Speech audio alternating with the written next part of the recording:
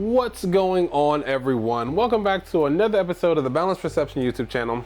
And today we're back with a little more help for any of you guys trying to do cosplay armor or cosplay props. This right here will definitely help you. Specifically, we're going to look at how to make pegs and put them into models that were maybe already created that you got off of Thingiverse or My Mini Factory, wherever have you. Sometimes they forget to include the pegs, so I'm going to show you how to make them in your absence. So let's hop to it.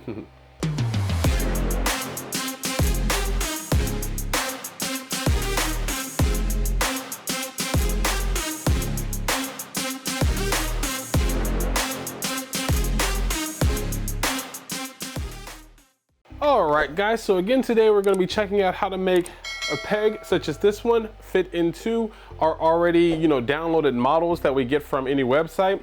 Again, sometimes they just simply forget, and it's a simple thing to print something that can then fill in the place of it. So let's check that out. Also, don't mind this blank wall over here.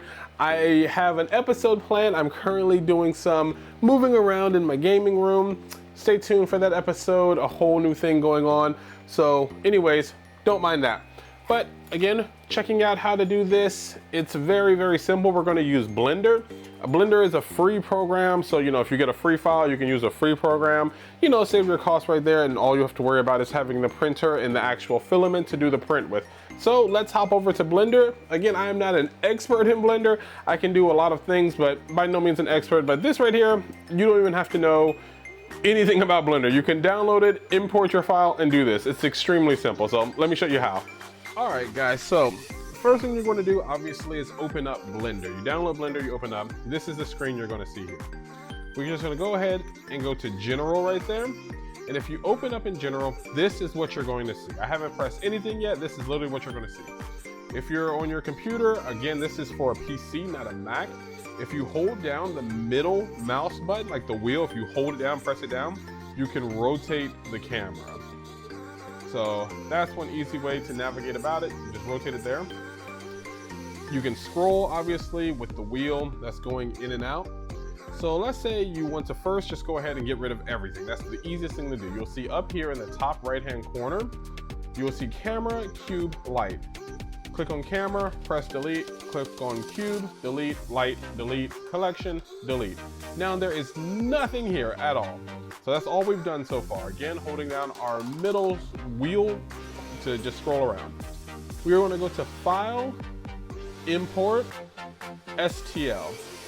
I know exactly where mine is. I have a Monado file that I'm going to be using here as an example. Open up a piece of it.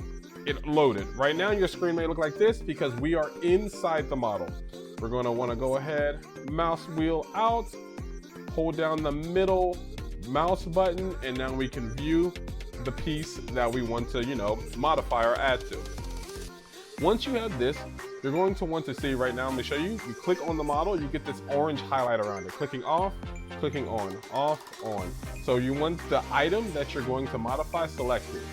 You're going to go up here to your left-hand corner, hit Object, Set Origin, Geometry to Origin. What that does is move your piece to where this little cursor is right here. So again, that's what you're going to want to do. Also, that can be used if you import your model and you do not see it. A lot of times that will bring your model to wherever this is to the middle of the screen. Now, what we're going to want to do is see this right here, this little crosshair. We're going to click that, put that, boom, inside of our model. Again, remember this is 3D. It's not a 2D plane, so we can basically account for all areas, all aspects. Just don't even worry about that. Just know it's a 3D model. So now that we have our crosshairs here in the middle, all we did again was go up here, click it, click inside. What you want to do is go to Add. We're going to go down to, Mesh, Add Mesh, and we're going to add a cylinder. Our cylinder has been added. We know it's been added because we can see it right here, and it's up here in the right-hand corner. Now what we're going to do is press S on our keyboard. You will see your cursor change to these two arrows, and now we can scale our cylinder up, make it as big or as small as we want. So now that we have that here, we're just going to, obviously, let's just do this for practice sake. It's way too big. So we're gonna, we press S, we click, it's at our scale. We're gonna go up here to the rotation symbol. It says rotate. We're gonna pan around and rotate it, boom, right there. To now just sort of be in line with our model. We're gonna come back up here, see the 4 arrows, which are now moved. We clicked it, it made this move looking icon. We can move it however we want. So now we moved it here. Now, if you want to change your perspective, because now remember, holding down the middle mouse button only pan. You can just, move around whatever this area is. You cannot physically basically move your point of view. If you want to do that, you have to hold down the shift button and then click and hold the middle mouse button, and we can now change our perspective. So that's what we're doing. We're zooming in, and as you can see, the orange is still around the cylinder, so it's still highlighted. We're going to press S to scale it and shrink it down. All right. Holding our mouse wheel again to pan. We're going to change our perspective, hold shift, come in closer. Now we're going to go ahead, we still have move selected, and move this into place. We don't have to be precise, just get it as close as you can. That's what's so great. We're going to press S, our scale again, shrink it down. So now we know that it's obviously too small, because we can, well, if we look around it, we can see that it's just clearly too small. Press S again, we're going to scale it up a bit, and let's just say, I don't know, here. So what we can do is change our view. Okay, and now we're going to move it inside of this. So as you can see, I'm going to put it back in the middle here.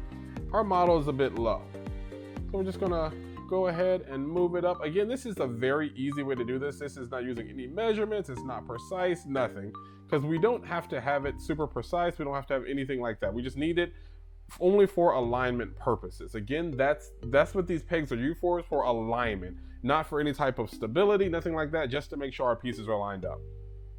Then we're going to press S, our scale, to make it a bit bigger, and we don't want it to fit extremely snugly. We just want it to go inside. That's all we needed to do, just with not much room, but a deep, I don't know how to describe it. Basically, just not a ton of room, but a little bit of room so that it's not just jammed in there. So we're gonna click it, make it a little bit smaller again. So now we can see there's some areas, all around here. Areas on the outside of this peg. We can actually make it maybe a little bit smaller. So you can see I did not select the peg, I selected the object. Select the peg again, S, make it, a little bit, you just have to play with it to get it exactly to where you want. Maybe around there is good. So yeah, so it's a good little bit smaller. We're gonna zoom in, make it a little bit bigger. Right around there should be perfect.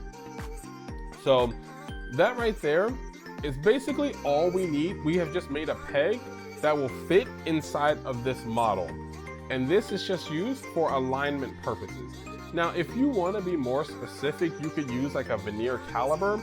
And if you look over here on the right, you will see the scale. The scale tells you how big everything is on the X, Y, and Z axis. So right now you see 6.24 all around. Let's say we up this. You can see our model in the X direction changing. Control Z to get it back to what it was. Y, same thing. Z, same thing. So you could be a lot more precise if you know your measurements and use the caliper and you know how big you want to make everything. This is in millimeters. So whatever you do, you have to convert to millimeters. So just keep that in mind. And that's literally all there is to making a peg that fits inside of a model that maybe did not have a peg. And then you can just do a few test prints, not wasting a lot of material. So let's say we scaled it down to this, and maybe this is a little bit too small. Well, we don't know for sure yet, so let's just go ahead and check it. We can just do a test print. So we're gonna go ahead, select our piece, come up to File, Export, STL. Now this is the most important part. You have to click this button right here, Selection Only, so that you will only get the item that's selected.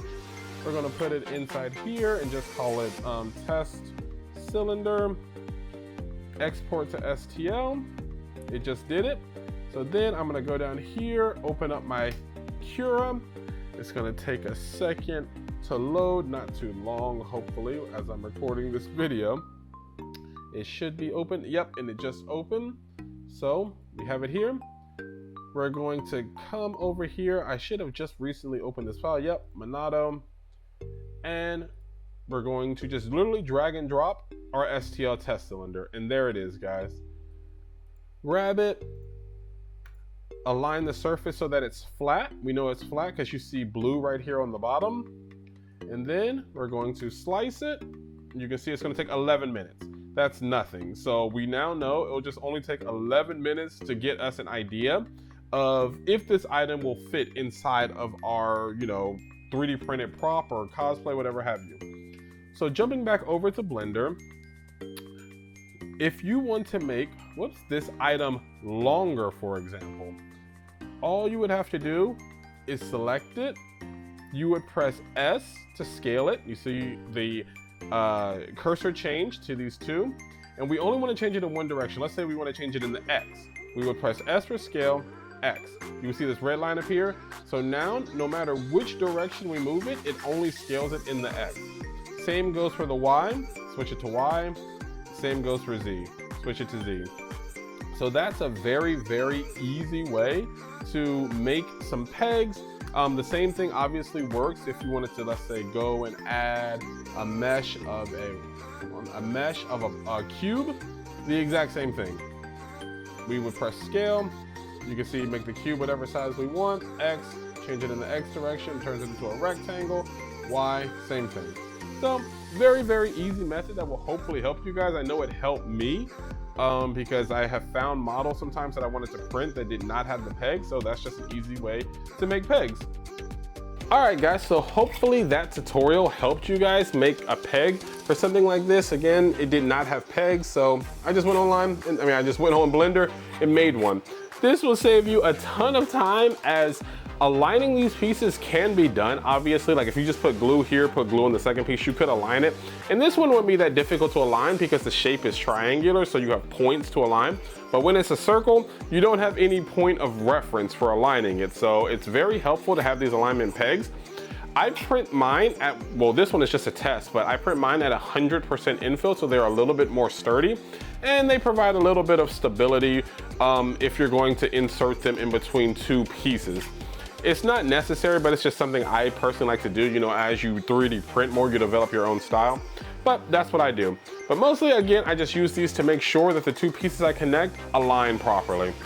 So anyways, hopefully that helps you guys. I know it helped me. I couldn't really find a lot of tutorials on this, and it took me a little bit of searching on the internet to figure out.